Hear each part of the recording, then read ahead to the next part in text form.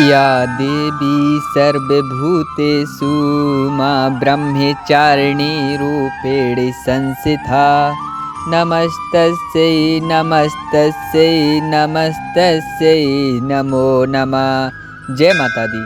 मेरे प्यारे भक्तों, आज हम आपको द्वितीय दिवस की पौराणिक माँ ब्रह्मचारिणी की अमर कहानी सुनाएंगे।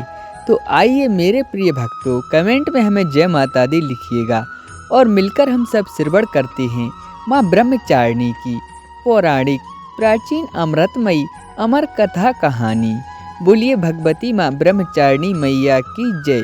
भगवती माँ दुर्गा की 9 शक्तियों का दूसरा स्वरूप ब्रह्मचारिणी का है। यहाँ ब्रह्म शब्द का अर्थ तपस्या है। ब्रह्मचारिणी तप का आचरण करने वाली। वेद तत्व तपो ब्रह्म वेद तत्व और तप ब्रह्म शब्द के अर्थ हैं।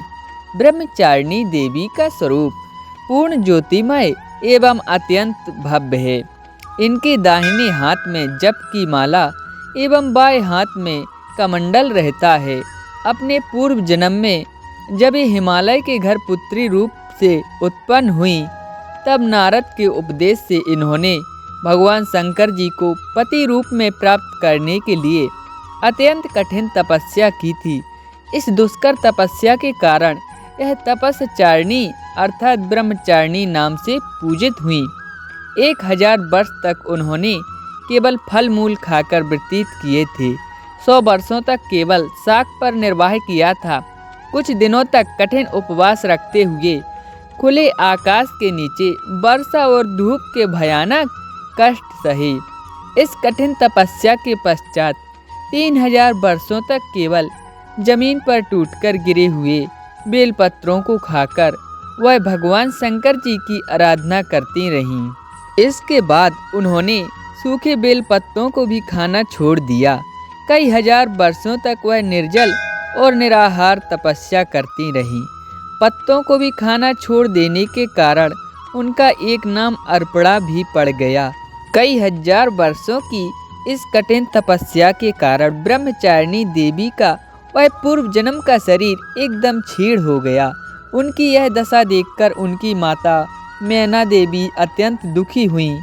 उन्होंने इस कठिन तपस्या से विरत करने के लिए आवाज दी, उमा नहीं ओ उमा नहीं।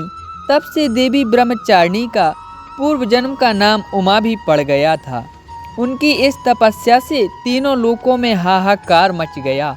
देवता ऋषि मुनि सिद्धगण सभी ब्रह्मचारिणी देवी की इस तपस्या को अभूतपूर्व पुण्यकृत बताते हुए उनकी सराहना करने लगे। अंत में पितामह ब्रह्मा जी के द्वारा आकाशवाणी हुई। उन्हें संबोधित करते हुए प्रसन्न स्वरों में ब्रह्मा जी ने कहा, देवी आज तक किसी ने ऐसी कठोर तपस्या नहीं की थी। ऐसी तपस्या तुम्हारे अलावा और किसी से संभव नहीं थी। जय जयकार हो रही है, तुम्हारी मनोकामना अवश्य ही पूर्ण होगी। भगवान शिव जी तुम्हें पति रूप में प्राप्त होंगे।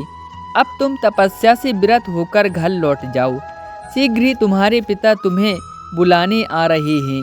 माँ दुर्गा जी का यह दूसरा स्वरूप भक्तों और सिद्धों को अनंत फल देने वाला है। इनकी पूजा उपासना से मनुष्य तप त्याग वैराग सदाचार संयम पर उपकार की वृद्धि होती है। जीवन के कठिन से कठिन समय में भी विचलित नहीं होते हैं।